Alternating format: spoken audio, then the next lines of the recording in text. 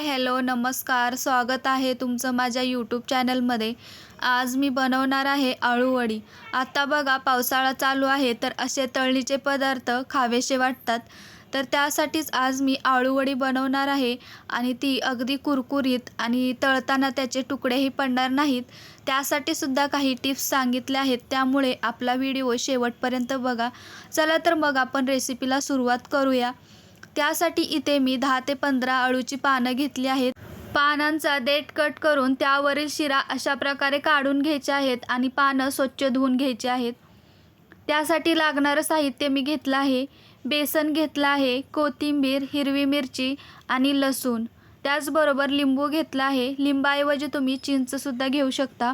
गूळ घेतला आहे, हिंग, जिरा आणि थोडासा ओवासुद्धा घेतला आहे। त्याचबरोबर तीळ घेतले आहेत, धना पावडर, हळद आणि चवीनुसार मीठ। आता हिरवी मिरची, कोथिंबीर, लसूण, जिरा आणि ओवा हे आपल्याला पाणी न टाकता मिक्सरमध्ये वाटून घ्यायचं आहे।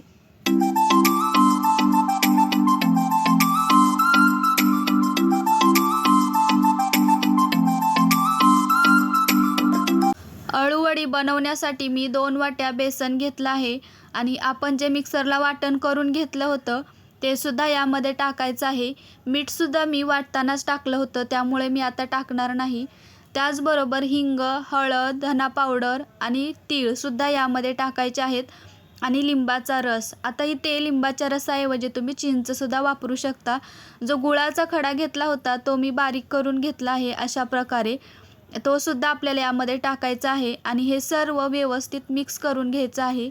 आणि यामध्ये थोडं थोडं पाणी टाकून याचं घट्ट पीठ तयार करून घ्यायचं आहे। जास्त पातळ करायचं नाही, थोडं घट्टच पीठ ठेवायचं आहे हे आपल्याला। तर बघू शकता अशा प्रकारे पीठ तयार करून घ्यायचं आहे। जास्त पातळ नाही आहे पीठ, अशा पद्धतीचं पीठ तयार करायचं आहे। आता इकडे मी ज्या भांड्यामध्ये आळूवडी उकडण्यासाठी ठेवणार आहे त्या भांड्याला तेल लावून घेते, त्यामुळे आपली वडी खाली चिटकली जाणार नाही। आळूवडी बनवण्यासाठी इथे एक आळूचं पान घेतलं आहे आणि त्यावरती आपण जे सारण बनवलं आहे ते अशा प्रकारे लावून घ्यायचं आहे। बघू शकता अशा प्रकारे पूर्ण आळूच्या पानाला पीठ लावून घ्यायचं आहे अगदी व्यवस्थित, आणि जास्त जाड थर द्यायचा नाही, अशा प्रकारे पातळ थर पानावरती द्यायचा आहे आणि त्यावरती दुसरं पान ठेवायचं आहे आणि त्यालासुद्धा अगदी व्यवस्थित पीठ लावून घ्यायचं आहे। आता इथे मी 2 पानांचा रोल केला आहे, तुम्ही 2 किंवा मग 3 ते 4 पानांचा सुद्धा रोल करू शकता। आता रोल करत असताना तो एकदम घट्ट बनवायचा आहे, लूज ठेवायचा नाही, त्यामुळे तेलामध्ये आपली आळूवडी सुटते। अशा प्रकारे घट्ट रोल बनवला तर तेलामध्ये आपली आळूवडी सुटत नाही, अगदी आहे अशी तळली जाते।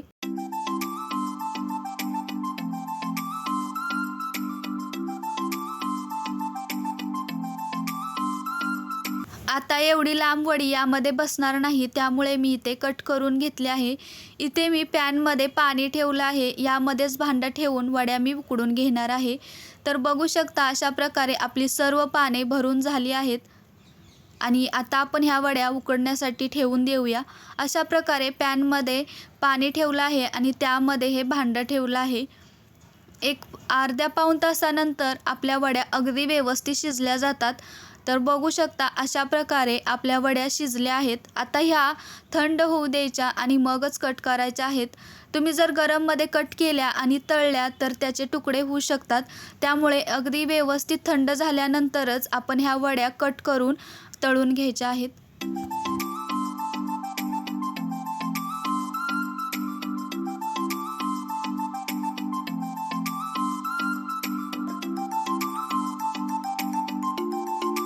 आता इकडे मी कढईमध्ये तेल गरम होण्यासाठी ठेवलं होतं।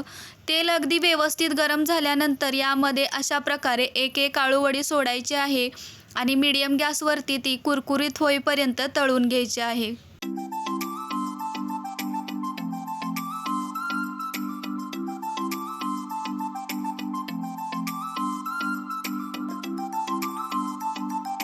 अशा प्रकारे आळूवड्या तळून झाल्या आहेत आणि अशा प्रकारे व्यवस्थित तेल निथळून घ्यायचं आहे.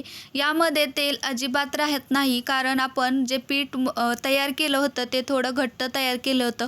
एकदम पातळ झालं तर त्यामध्ये तेल राहतं आणि वड्यासुद्धा कुरकुरीत होत नाहीत.